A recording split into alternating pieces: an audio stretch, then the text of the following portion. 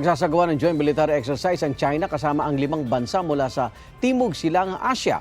Ayon sa state media outlet ng Xinhua, gagawin ito ng Southern Guangdong Province ng China sa gitna o bago matapos ang Nobyembre. Kabilang sa mga bansang kasali ay ang Cambodia, Laos, Malaysia, Thailand at Vietnam. Ang sasagawang drills ay tututok daw sa counter-terrorism at maritime safety. Samantala, panibagong panggigipit na naman ng China ang naranasan ng mga barko ng Pilipinas sa Ayungin Shoal nitong Sabado. Binoban ng tubig ng China Coast Guard ang ML Kalayaan.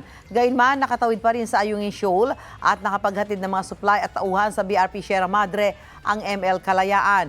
Bantay sarado ang Ayungin Shoal ng China Coast Guard at Chinese Maritime Militia vessels. Paniwala ng China, nagdadala ng mga gamit pangkumpuni ang Pilipinas sa mga resupply mission. Kinundina ng Philippine Coast Guard ang pangbobomba ng China Coast Guard sa ML Kalayaan. Hindi rin daw China ang may kontrol sa Ayungin Shoal na sakop ng exclusive economic zone ng Pilipinas.